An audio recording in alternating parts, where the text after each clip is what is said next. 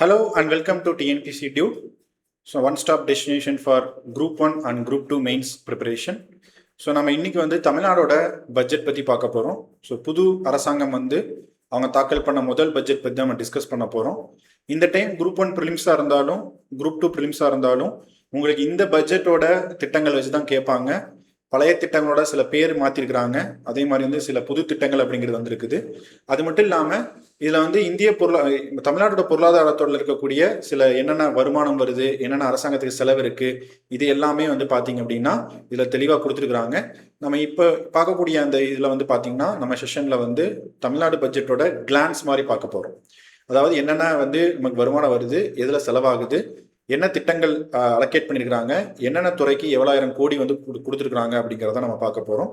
So அதே மாதிரி பார்த்தீங்கன்னா தமிழ்நாடு பட்ஜெட்டை எலாபரேட்டாக ஒரு டீட்டெயில்டு செஷனும் உங்களுக்கு செஷன் வரப்போகுது. குரூப் 1 குரூப் 2 ப்ரிலிம்ஸ் நீங்கள் அட்டன் பண்ணுறதுனால. அடுத்து பார்த்தீங்கன்னா நமக்கு விவசாய பட்ஜெட் தாக்கல் பண்ணிட்டு இருக்கிறாங்க. அதுவும் அந்த பிறகு உங்களுக்கு அக்ரிகல்ச்சர் பட்ஜெட்டும் உங்களுக்கு தெளிவாக நம்ம கொடுத்துருவோம். ஸோ குரூப் 1 குரூப் 2க்கான தமிழ்நாடு அட்மினிஸ்ட்ரேஷனில் பாலிசி நோட் கிட்டத்தட்ட ஒரு 10 டிபார்ட்மெண்ட்டுக்கு மேலே, தமிழ்நாடோட எக்கனாமிக் சர்வே, அதே மாதிரி தமிழ்நாடோட புது பட்ஜெட், இது எல்லாமே மாடியூல் நாங்கள் வச்சிருக்கிறோம். நீங்கள் வேணும் அப்படின்னா எங்களை காண்டாக்ட் பண்ணலாம். ஸோ அது மட்டும் இல்லாமல் இதுதான் உங்களுக்கு மெயின்ஸ் ஆன்சர் ரைட்டிங்க்கு ரொம்ப ரொம்ப யூஸ்ஃபுல்லாக இருக்கும். தமிழ்நாடு அரசாங்கத்தை பற்றி உங்களுக்கு தெளிவாக தெரியாமல் ஒரு குரூப் 1 ஒரு குரூப் 2 அதிகாரி நீங்கள் ஆக முடியாது. அதனால தெளிவாக நீங்கள் இதை பார்த்தா தான் உங்களால் ப்ரிலிம்ஸ்க்கு மெயின்ஸ்க்கு நீங்கள் சமாளிக்க முடியும். சரிங்களா? ஸோ இப்போ தமிழ்நாடோட பட்ஜெட் அப்படிங்கிறது பார்க்கலாம். ஸோ தமிழ்நாடு அரசாங்கத்துக்கு ₹1 அப்படிங்கிறது எங்கெங்கிருந்துலாம் வருமானம் வருது அப்படிங்கிறதான் பார்க்க போகிறோம். ஸோ ₹1 எந்தெந்த பர்சன்டேஜ் எந்தெந்த சைட்லேருந்து வருது. ஸோ அந்த ₹1 வந்துச்சு அப்படின்னா அதில் 5% 5 பைசான்னு வச்சுங்க. ஸோ அந்த 5.3% தமிழ்நாடு அரசாங்கத்தோட வரியில்லா வருமானத்திலேருந்து வருது. சரிங்களா? அதுவே நம்ம தமிழ்நாடோட அரசாங்கத்தோட சொந்த வரி வருமானம் ஒரு 43 பைசா, அதாவது 43.3% அப்படின்னு சொல்லலாம். அடுத்து மத்திய அரசுல இருந்து வரக்கூடிய அந்த கிராண்ட் இன் எய்டுன்னு சொல்லுவாங்க, நிதி பாத்தீங்கன்னா 6.3%. மத்திய அரசோட வரியிலிருந்து இப்போ நம்ம சிஜிஎஸ்டின்னு ஒன்று வாங்குறாங்கல்ல, எல்லா மாநிலங்களுக்கும் நிதிக்குழுவோட ஃபார்முலா வச்சு பிரித்து தராங்கல்ல, 41% பிரித்து தராங்க. அது பார்த்தீங்கன்னா 11.9% மத்திய அரசோட வரியிலிருந்து தமிழக அரசாங்கத்துக்கு நம்மளோட அந்த ₹1 11% கான்ட்ரிபியூட் பண்ணுது. ஸோ அதை மட்டும் இல்லாமல் நமக்கு 33% டெப்ட், கடன் அப்படின்னு சொல்கிறோம். ஸோ அந்த கடனுக்கு 33% பார்த்தீங்கன்னா நம்ம வாங்கி தான் நம்ம அரசாங்கத்துக்கு பட்ஜெட் தாக்கல் பண்ண வேண்டியதாக இருக்குது. ஸோ அதை சொல்கிறாங்க. அதுக்கப்புறம் நம்ம கொடுத்த கடனை நம்ம திரும்பி வாங்குறதோ இல்லை ஒரு பெரிய லெவலில் நம்ம ஒரு அசட்டை விற்று தமிழ்நாடு அரசாங்கம் வருமானம் பண்ணுறதோ பார்த்தீங்கன்னா வெறும் 0.1% தான் பார்த்தீங்கன்னா வருது. அப்போ தமிழ்நாடு அரசாங்கத்துக்கு ₹1 வருது அப்படின்னா ஸோ இவளிலிருந்து வருமானம் வருது, அதில் 33% பார்த்தீங்கன்னா நம்ம பாரோயிங் பண்ணி தான் நம்ம பட்ஜெட்டுக்கான அந்த காசை இது பண்ணுறோம். சரிங்களா? அடுத்து பாருங்க, அந்த ₹1 நம்ம வரதை ₹1 எப்படி ஸ்பெண்ட் பண்ணுறோம் அப்படிங்கிறதுக்கான இதுவும் கொடுத்துருக்குறாங்க. ஸோ அது மட்டும் இல்லாமல் என்னென்ன துறைக்கு நம்ம இது பண்ணுறோம், மானியம், அது மட்டும் இல்லாமல் நம்ம திட்டங்களுக்கு இது பண்ணுற மாதிரி ஒரு 33% நம்ம அலோகேட் பண்ணிடுறோம். அரசாங்க ஊழியர்களுக்கு சம்பளம் கொடுக்கறது 17% போயிடுது. வட்டி, கடன் வாங்கினதுக்கு வட்டி கட்டுறதுக்கு 15% போயிடுது. ஸோ கேபிட்டல் எக்ஸ்பெண்டிச்சர் நம்ம ரோடு போடுறது, பள்ளி கல்வி துறைக்கெல்லாம் கட்டணம் கட்டுறது, அந்த மாதிரி 10.9% போயிடுது. கடன் திருப்பி கட்டுறதுக்கு ஒரு 9.9% போயிடுது. இது வட்டி, இது கடனை திருப்பி கட்டுறது. அது மட்டும் இல்லாமல் ஓய்வூதியம், இந்த மாதிரி பெனிஃபிட்ஸ்க்கெலாம் பார்த்தீங்கன்னா ஒரு 8% போயிடுது. ஸோ அரசாங்கம் நிர்வாகம் நடத்துறதுக்காக மெயின்டெனன்ஸ்க்கு பார்த்தீங்கன்னா 3.8% அப்படிங்கிறது போயிடுது. சரிங்களா? ஸோ இப்படி தான் நம்ம பார்த்தீங்கன்னா அந்த ₹1 அப்படிங்கிறத நம்ம ஸ்பெண்ட் பண்ணுறோம். இந்த லோன் டிஸ்பர்சல்ஸ், கூட்டுறவு சங்கத்திலேருந்து கடன் கொடுக்கறது, இந்த மாதிரிலாம் பார்த்தீங்கன்னா 1.9% அப்படிங்கிறது போகுது. அப்போ வரக்கூடிய ₹1 எங்கெங்கிருந்துலாம் வருது, ₹1 அப்படிங்கிறது எப்படி ஸ்பெண்ட் பண்ணுறோம் அப்படிங்கிறதுக்கான பர்சன்டேஜ் தான் இங்கே கொடுத்துருக்குறாங்க.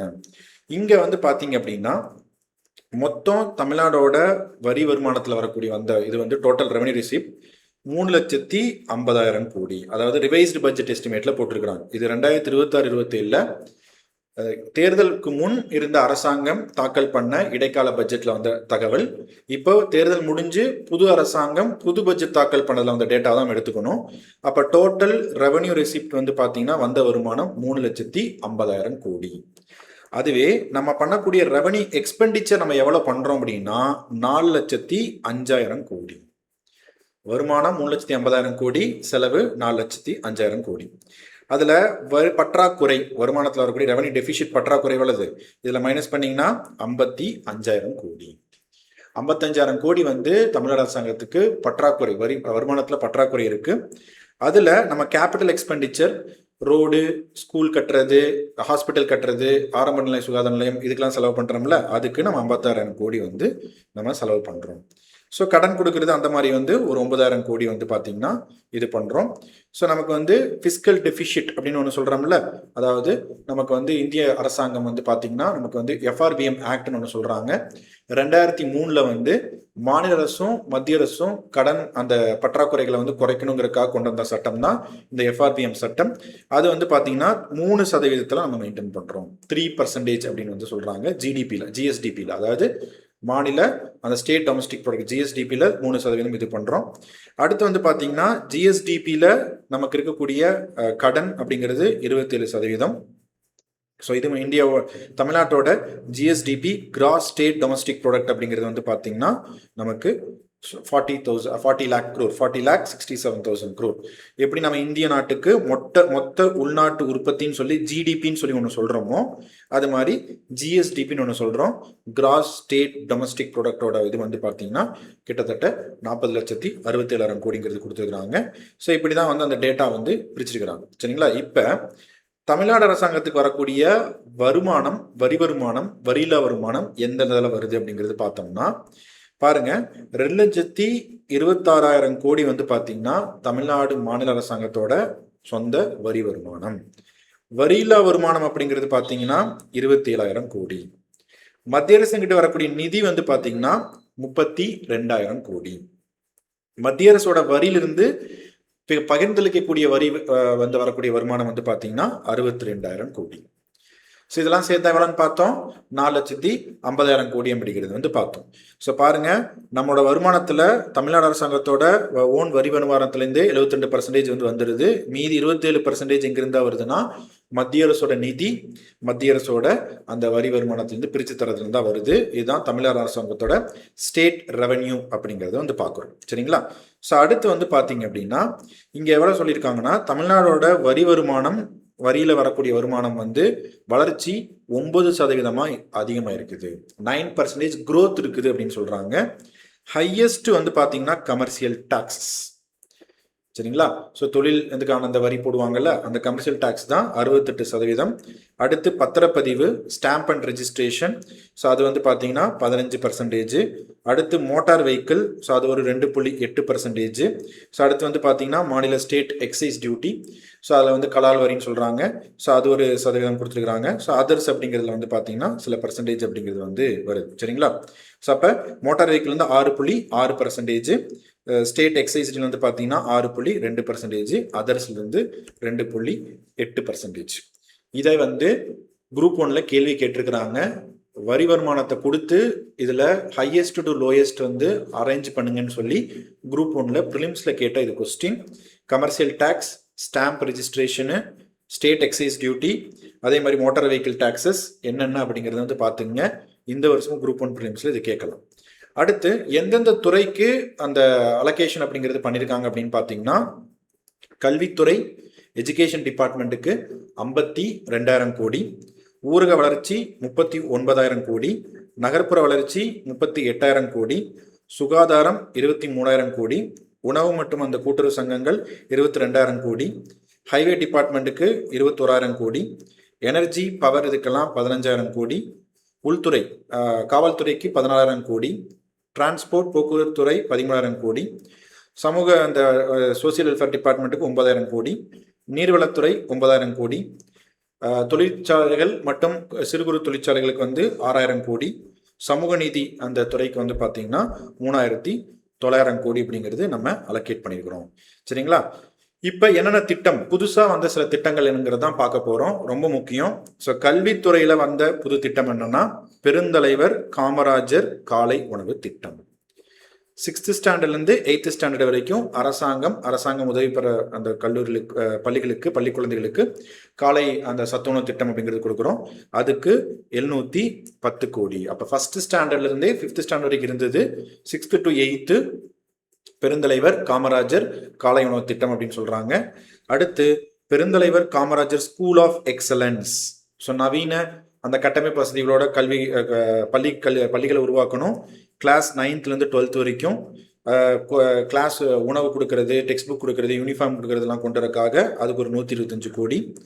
பள்ளி நிறைவு திட்டம் 3700 அரசாங்க பள்ளிகளை கட்டமைப்பு வசதிகளை அதிகப்படுத்துறதுக்காக நம்ம ஒரு 2000 கோடி தேவைப்படுதுங்கிற சொல்லியிருக்கிறோம். ஸோ அதுக்கு ஒரு 300 கோடி அலோகேட் பண்ணியிருக்கிறாங்க. ஸோ லைப்ரரிக்கு பார்த்தீங்கன்னா ரீடிசைன் பண்ணுறதுக்கு 38 மாவட்டத்துக்கு. அடுத்து சூப்பர் கேம்பஸ் ஸ்கீம் அப்படின்னு சொல்லி 10,000 கவர்மெண்ட் ஸ்கூலில் நமக்கு டாய்லெட் ஃபெசிலிட்டி, வாட்டர் ஃபெசிலிட்டிலாம் கிரியேட் பண்ணுறதுக்காக சில அமௌண்ட்டை அலோகேட் பண்ணியிருக்கிறாங்க. ஸோ அடுத்து பாருங்க, பள்ளி குழந்தைகளுக்கு நமக்கு மது ஒழிப்பு, அது மட்டும் இல்லாமல் போதை, அதுலேருந்து மறுவாழ்வு, இந்த அவேர்னஸ்லாம் கிரியேட் பண்ணுறதுக்காக ஹெல்ப்லைன் 10581 சொல்லிட்டு ஒரு ஹெல்ப்லைனு, ஆன்டி ட்ரக் கிளப்பு, ஸ்கூல் இதில் பார்த்தீங்கன்னா டிஸ்பிளே போர்டெல்லாம் போட்டு ஆப்லாம் பற்றி பண்ணுறாங்க. அடுத்து டிஎன் சுடர் திட்டத்தில் தமிழ்நாடு இருக்கக்கூடிய குழந்தைகளுக்கு கல்வி குழந்தைகளுக்கு பார்த்தீங்கன்னா நமக்கு அங்கே ஹாஸ்டல்ஸ் அப்படிங்கிறது 200 இன்டிகிரேட்டட் ஹாஸ்டல்ஸ் கூட கட்ட போகிறாங்க. 1 லட்சம் பெட் ஃபெசிலிட்டியோட பண்ண போகிறாங்க. பிபிபி மாடலில், பப்ளிக் பிரைவேட் பார்ட்னர்ஷிப் மாடலில் பண்ண போகிறாங்க. டிஎன் சுடர் திட்டம் 3200 கோடி அதுக்கு அலோகேட் பண்ணியிருக்கிறாங்க. அப்போ புதுசாக கல்வித்துறைக்கு கொண்டு வந்த திட்டங்கள் பற்றி நம்ம பார்க்குறோம். அதில் புது கல்வி திட்டங்கள் என்னென்ன அப்படிங்கிறதும் கொடுத்துருக்குறாங்க. இந்த டைம் குரூப் 1 குரூப் 2 பிலிம்ஸில் கேட்கலாம், கவனமாக பார்த்துங்க. அடுத்து தொழிலாளர் மற்றும் திறன் மேம்பாட்டு துறையில் என்னென்ன திட்டங்கள் பார்க்கலாம். வெற்றி ஸ்கில் ட்ரைனிங் ஸ்கீம், திறன் மேம்பாட்டு பயிற்சி திட்டம். 12 லட்சம் கல்லூரி மாணவர்கள், 1 லட்சம் வேலையில்லா பட்டதாரிகள் ஸ்டைஃபண்டோட என்ன கொடுக்க போறாங்க அப்படின்னா திறன் மேம்பாட்டு பயிற்சி கொடுக்க போறாங்க. அதுக்கு 150 கோடி வெற்றி ஸ்கில் ட்ரைனிங் ஸ்கீம். அடுத்து விளையாட்டுத்துறைக்கு அலோகேட் பண்ணியிருக்கிறாங்க. தமிழ்நாடு ரூரல் ஸ்போர்ட்ஸ் காம்படிஷன், கிராமப்புறங்களில் விளையாட்டுக்கு ஊக்குவிக்கணும். Olympic centre for excellence 10 centre இது பண்ண போறாங்க. இந்தியா கேலோ இந்தியா திட்டம், அதே மாதிரி விளையாட்டு சம்பந்தப்பட்ட கட்டமைப்பு வசதிகள் பண்றனாலாம் இப்போ காமன்வெல்த் கேம்ல மெடல் 4வது இடத்துல இருக்கிறோம். இன்னும் அடுத்த இருக்கக்கூடிய ஒலிம்பிக்ல நம்ம நிறைய மெடல் வாங்குறத டார்கெட்லாம் வச்சிருக்கிறோம். அதை மாதிரி எல்லா மாநில அரசாங்கங்கள் பண்றாங்க. ஸோ அதுல ஒலிம்பிக் சென்டர் ஃபார் எக்ஸலன்ஸ்லாம் ஆரம்பிக்கிறாங்க. அடுத்து பார்த்தீங்கன்னா ஸ்பெஷல் டிசேபிள் பீப்புளுக்காக அவங்களுக்கு ஒரு நிதியுதவி மாதிரி ஏஐ அசிஸ்டன்ஸ்ல பார்த்தீங்கன்னா சில திட்டங்கள் அறிவிச்சிருக்கிறாங்க. அடுத்து பெண்கள் மற்றும் குழந்தைகள் நலம், அதில் இருக்கக்கூடிய திட்டம் பார்த்தீங்கன்னா அண்ணன் சீர் திட்டம். 8 கிராம் தங்க காசு பட்டுப்புடவை, சரிங்களா பெண்களுக்கு. தாய்மாமன் தங்க மோதிர திட்டம். அரசாங்க அந்த இதில் ஹாஸ்பிட்டலில், கவர்மெண்ட் ஹாஸ்பிட்டலில் பிறக்கக்கூடிய குழந்தைகளுக்கு 1 கிராம் தங்க ரிங்கு கொடுக்க போகிறாங்க. ஸோ அதுதான் தாய்மாமன் தங்க மோதிர திட்டம். சிங்க பெண்கள் வலிமைப்படுத்தும் திட்டம். ஸோ இது கூட்டுறவு சங்கங்கள் மூலமாக 5 லட்சம் வரைக்கும் பார்த்தீங்கன்னா நமக்கு மானியம் அப்படிங்கிறது கொடுக்குறாங்க. ஸோ அந்த இது திட்டம். ஸோ வெற்றி மகளிர் கோட் ரியரிங் ஸ்கீம், ஆடு வளர்த்தக்கூடிய பெண்களுக்காக நம்ம என்ன பண்ணுறோம் அப்படின்னா 100% மானியத்தோட 30,000 கணவனார் கைவிடப்பட்ட பெண்கள், இந்த மாதிரி இருக்கக்கூடிய பெண்களுக்கெல்லாம் நம்ம திட்டங்களுக்கு காசு அது ஒதுக்கியிருக்கிறாங்க. பெண்கள் மற்றும் குழந்தைகள் அந்த துறையிலிருந்து. அடுத்து சுகாதாரத்துறை, தாய் கேர் மேட்டர்னிட்டி சென்டர்ஸ். ஸோ இங்கே பாருங்க, ஸோ ஃபுல்லாக பார்த்தீங்கன்னா டெலிவரி டேட்டுக்கு வருது அப்படின்னா ஸோ அங்கே இந்த மாதிரி ஒரு சென்டர் கிரியேட் பண்ணி ஃப்ரீ ஃபுட் மெடிக்கல் சப்போர்ட்லாம் கொடுக்குறாங்க. ஸோ அந்த மாதிரி மகப்பேர் காலத்தில் இது பண்ணுறதுக்காக. அதே மாதிரி அதுக்கு ஒரு ட்ரீட்மெண்ட் சென்டர்லாம் அலோகேட் பண்ணியிருக்கிறாங்க ஒரு வில்லேஜ் பஞ்சாயத்துக்கு, ஹெல்த் அண்ட் ஃபேமிலி வெல்ஃபேரில்.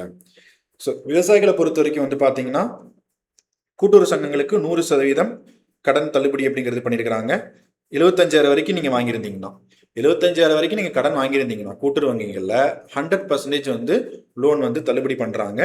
ஸோ அடுத்து பார்த்தீங்கன்னா ஸோ 35,000 டு அதர் ஃபார்மர்ஸ்க்கு கொடுக்குறாங்க. இந்த மாதிரி 14 லட்சம் விவசாயிகள் இதில் பெனிஃபிட் ஆக போகிறாங்க. அதுக்கு 5,900 கோடி அலோகேட் பண்ணியிருக்கிறாங்க. அடுத்து வந்து தொழில்துறை காமர்ஸ் இந்த டிபார்ட்மெண்ட்டில் ஷிப்காட்டுக்கான பின்தங்கிய மாவட்டங்களில் ஷிப்காட் பார்க் வந்து வரப்போகுது. அதுக்கு ஒரு 3200 கோடி. அதுக்கு தொழில் தொடங்குறவர்களுக்கான ஒரு கைடன்ஸ் 3.0 சிங்கிள் விண்டோ போர்ட்டல்னு சொல்லிட்டு ஒரு இன்வெஸ்ட்மெண்ட் ஃபெசிலிட்டேஷனுக்காக இந்த மாதிரி போர்ட்டல்லாம் ஓப்பன் பண்ணியிருக்கிறாங்க. ஸோ அதுக்கு இந்த அறிவிச்சிருக்கிறாங்க. அடுத்து வந்து எம்எஸ்எம்இக்காக இருக்கிறது கிரீன் ஸ்டீல் ப்ரொடக்ஷன் இனிஷியேட்டிவ். சரிங்களா, 300 கோடி அடுத்த 5 வருஷத்துக்கு 60 கோடி. நம்ம வந்து CO2 எமிஷன்ஸ் இல்லாமல் இந்த மாதிரி நிறைய green ammonia, green urea, green steel அப்படிங்கிறலாம் தயாரிக்கிறது வந்து நேஷனல் ஹைட்ரஜன் மிஷன் சொல்லி 2023 மத்திய அரசு ஒரு திட்டத்தை ஆரம்பிச்சாங்க. அதில் பல அந்த பிரைவேட் அண்ட் கவர்மெண்ட் செக்டர்ஸ் அதில் வந்து இது பண்ணுறாங்க. அப்படி தமிழ்நாடு அரசாங்கமும் இந்த கிரீன் ஸ்டீல் ப்ரொடக்ஷன் இனிஷியேட்டிவ் வந்து அனௌன்ஸ் பண்ணியிருக்கிறாங்க. அடுத்து காதித்துறையில் வந்து பார்த்தீங்கன்னா தமிழ்நாடோட அந்த பனைமரம் வளர்ச்சி அந்த கார்பரேஷன் அவங்களுக்கு நீரா, அதே மாதிரி வந்து பார்த்தீங்கன்னா பாம் ஜாகரி, இந்த மாதிரி வேல்யூடட் ப்ராடக்ட்ஸ் தயாரிக்கிறதுக்காக 16 கோடி அலோகேட் பண்ணியிருக்கிறாங்க. மின்சாரத்துறைக்கு வந்து 200 யூனிட் வரைக்கும் இலவச மின்சாரம். ஸோ 100லேருந்து 200 யூனிட்டுக்கு என்ன அதுக்கெல்லாம் வந்து பார்த்தீங்கன்னா ஒரு அமௌண்ட்டை வந்து அலோகேட் பண்ணியிருக்கிறாங்க. ஸோ வீட்டுத்துறை மற்றும் நகர வளர்ச்சித்துறை ஹவுசிங் அண்ட் அர்பன் டெவலப்மெண்ட்டில் வந்து புது அனௌன்ஸ்மெண்ட் இருக்குது. ஸோ அதில் வந்து பார்த்தீங்கன்னா அர்பன் புவர் ஹவுசிங், சரிங்களா. ஸோ அங்கே வந்து வீடு இல்லாதவங்களுக்கு வீடு இது பண்ணுறது அந்த மாதிரி திட்டம். Chief minister integrated urban development mission, தண்ணீர் வசதி, அதே மாதிரி வந்து பார்த்தீங்கன்னா ட்ரைனேஜு, வேஸ்ட், இதெல்லாம் போக்குவரத்து, சேஃப்டி, இதெல்லாம் வந்து இன்ஷூர் பண்ணுறதுக்காக ஒரு திட்டம் வந்து இது பண்ணியிருக்கிறாங்க.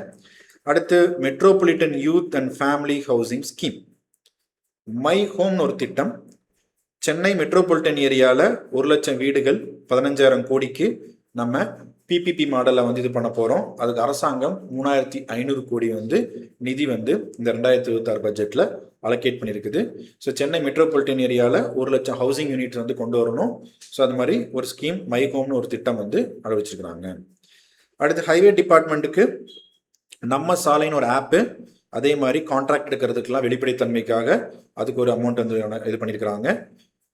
சுற்றுச்சூழல், பருவநிலை மாற்றம், அது மட்டும் இல்லை வன துறைகளுக்கு வந்து பார்த்தீங்கன்னா தமிழ்நாடு எக்கோ டூரிசம் மிஷன் அப்படின்னு சொல்லிட்டு ட்ரெக்கிங்காக, வைல்ட் லைஃப் சஃபாரிக்காக இந்த மாதிரிலாம் 25 கோடி. ஸோ காவேரி, வைகை, தாமிரபரணிலலாம் வந்து தண்ணீர் சுத்தம் பண்ணுறதுக்காக ஒரு 25 கோடி, நதிநீர் சுத்தம் பண்ணுறதுக்காக. வெற்றி வீடு திட்டம், ஸோ அது வந்து கிட்டத்தட்ட நியூ ஹவுசிங் ஸ்கீம்னே சொல்லலாம். இது வந்து ஊரக வளர்ச்சி மற்றும் பஞ்சாயத்து துறை. கிராம பகுதிகளில் வீடுக்கு தட்டும் திட்டத்துக்கு வந்து பார்த்தீங்கன்னா ஒரு வீடுக்கு 5 லட்சம் வரைக்கும் தராங்க. டிஎன் வெற்றி திட்டம், Tamil Nadu village empowerment transformation rejuvenation initiative கேட்பாங்க.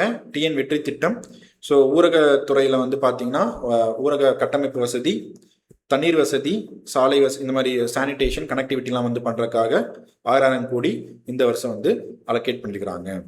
அடுத்து விக்ஷித் பாரத் கிராம் இனிஷியேட்டிவ், 100 நாள் வேலைவாய்ப்பு திட்டம், மகாத்மா காந்தி ஊரக வேலைவாய்ப்பு அந்த திட்டத்தை மாற்றி 2026 ஜூலைலேருந்து வந்தது தான் விக்ஷித் பாரத் கிராம் திட்டம்.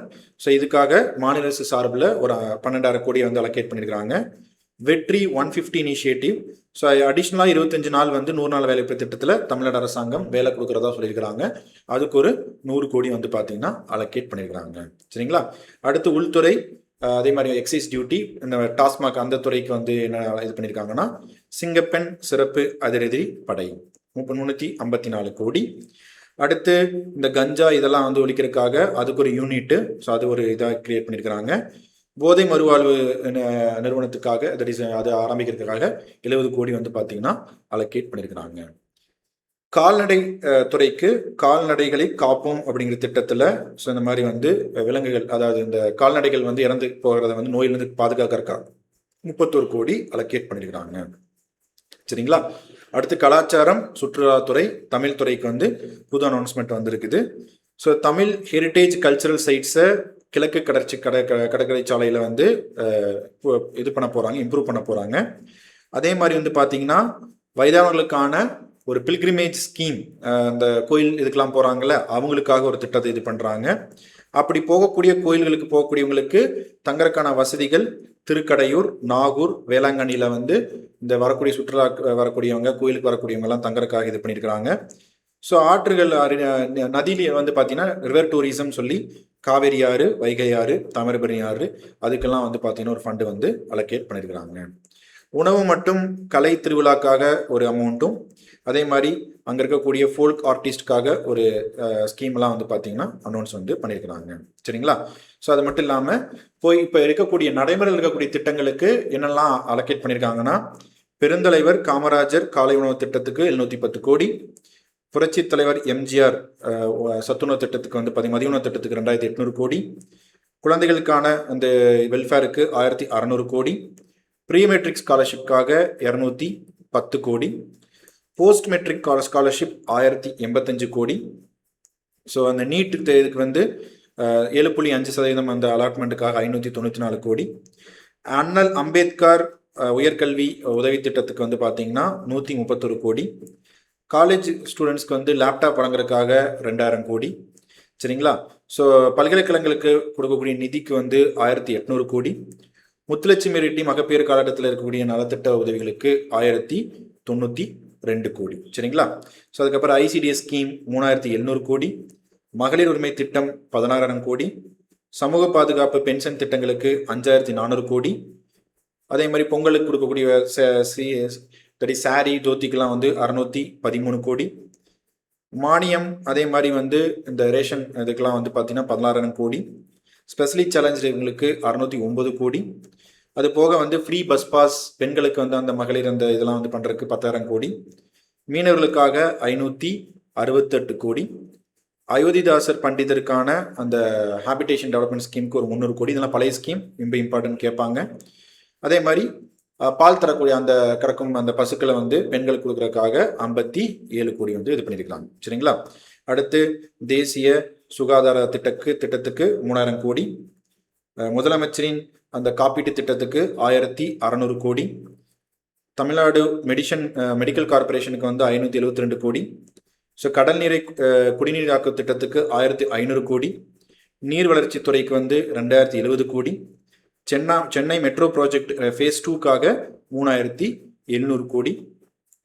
சிறு பாசனத்துக்கு திட்டத்துக்காக 1100 கோடி. சென்னையில் ரிங் ரோடுக்காக 3500 கோடி. சாலை வசதிகளை ஒருங்கிணைந்து உருவாக்குவதற்காக 9300 கோடி. மின்சாரத்துறைகளுக்கு வந்து 22,000 கோடி. ஸோ அடுத்து வந்து தொழில்துறைக்கு 2500 கோடி. சிறு குறு தொழிற்சாலைகளுக்கு 2000 கோடி. டிஎன் ஷோர் சதுப்பு நில காடுகளை டெவலப் பண்ணுறதுக்கு 40 கோடி. ஆன்றோர் மேம்பாட்டு திட்டம் மலைவாழ் மக்களுக்காக இருக்கக்கூடியது 250 கோடி. சரிங்களா? இப்படி 2026 புது அரசாங்கம் வந்ததில் புது திட்டத்துக்கான அனௌன்ஸ்மெண்ட் இருக்குது, பழைய திட்டத்துக்கான ஃபண்டிங் இருக்குது. குரூப் 1 குரூப் 2 ப்ரிலிம்ஸ் படிக்கிறவங்க இந்த ஸ்கீம்ஸ் ரொம்ப ரொம்ப முக்கியம்.